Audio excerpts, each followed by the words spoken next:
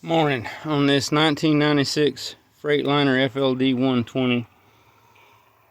This year already had to replace an OTR alternator that was put on it, which I may have had to actually put it on there.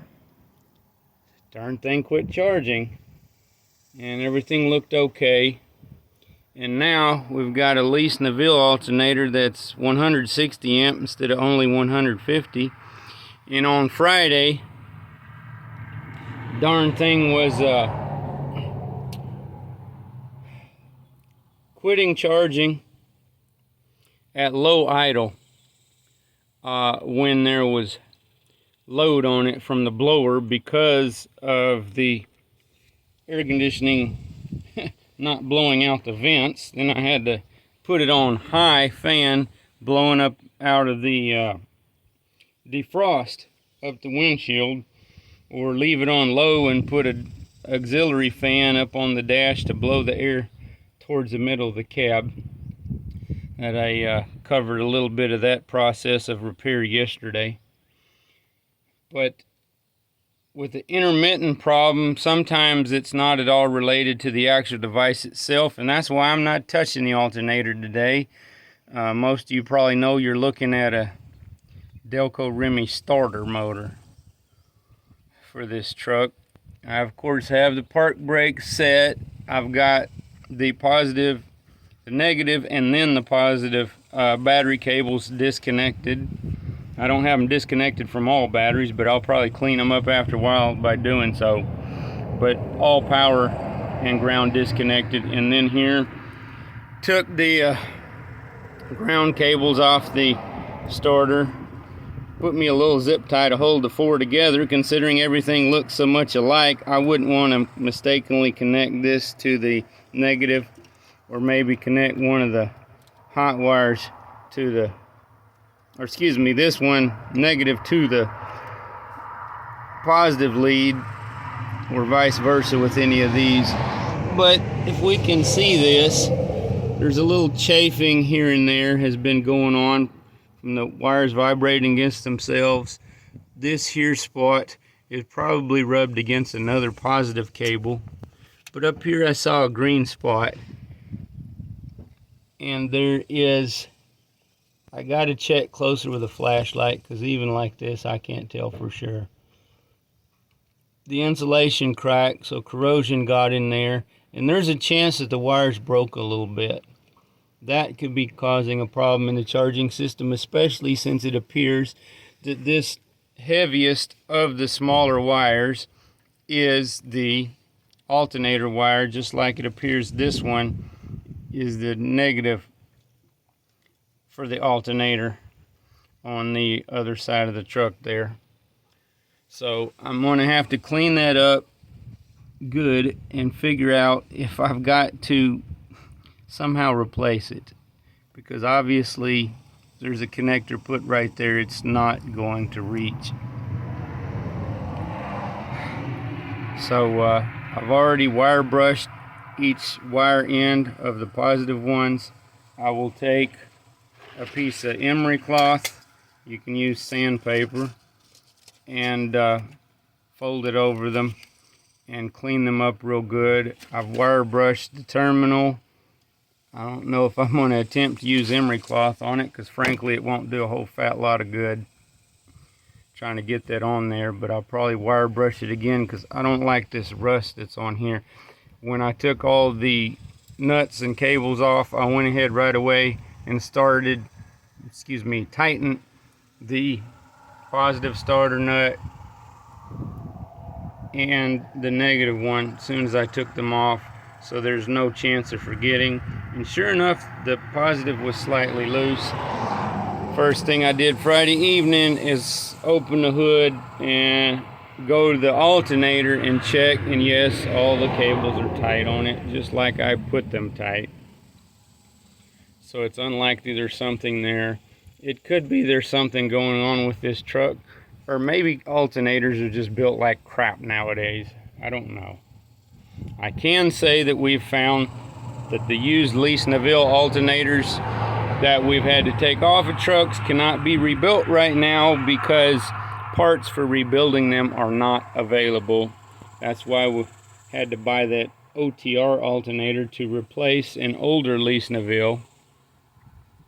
And then the darn thing didn't last for flip. They thankfully warrantied it promptly, and the new one received through warranty is up underneath the sleeper bunk, so that if the other one goes out completely, I can change it on the side of the highway if that's what must be done.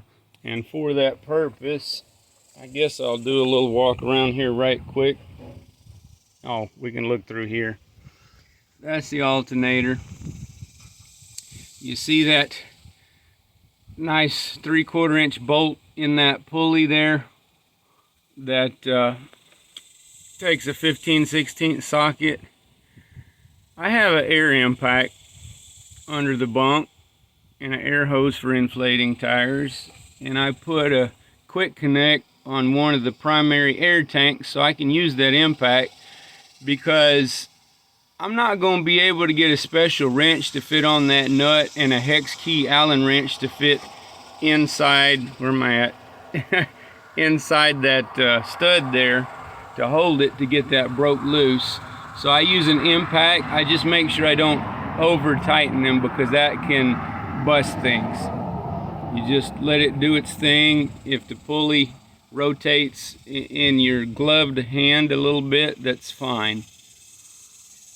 And of course, have proper tension but not over tight. I have cricket gauges for checking those, but I don't have the specs available anymore because I got the tools 20 years ago doing preventative maintenance on big trucks for a fleet company, and recently replaced these fan belts.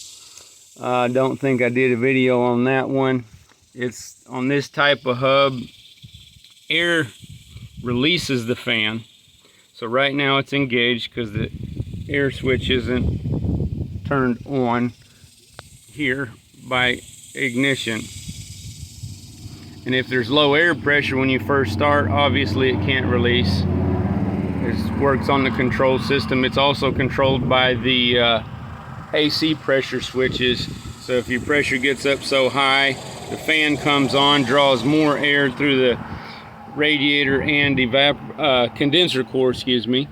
And but what we're trying to get to here is an adjustment bolt right there, 15 millimeter I believe it was, that turns that. After loosening up these 4 bolts, then you loosen that one to let it slide down. I took the air hose off. I was hoping to be able to tip this over instead of removing the fan, and yes, my memory was correct. That doesn't work. You can't take the bolt all the way out that way. So there are a group of, I believe, 6 nuts up front here that use 14 millimeter socket, I believe, and just take those all off. Slide the fan forwards against the radiator. Of course, don't jam it on there and damage anything. And then the belts will slip past the front of the fan clutch, and then you can slip the new ones on. And a little hint for someone with an old truck, where your pulley grooves, see if we can see them, are worn excessively. These aren't bad, but they certainly aren't good. The outer edge, the forward edge on this one is worn, and then the back one there is worn more.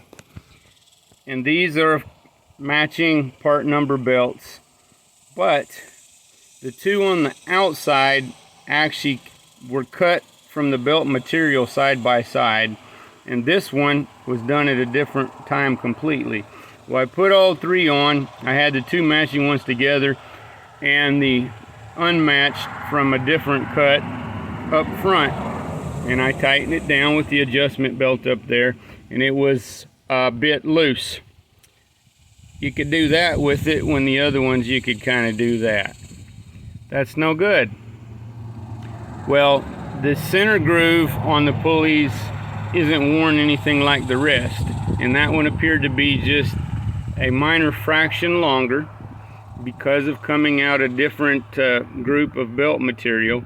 So I put it on the center, mounted the other two, and you will see they're adjusted evenly because I put the longest one in the middle and the shorter ones in the deeper grooves because they're worn down. So just a little helpful hint. But anyway, I've got a lot more work to do to get these all cleaned up. See if I can figure what to do with that cable. At the very least, any chafed or cracked spots on the positive side will get wrapped, and possibly on the negative too, which isn't as urgent, of course. It don't hurt if it grounds out against ground when it's a ground wire. Anyway, have a good Sunday, and try to be a blessing to others, and thanks to those of you who are to me.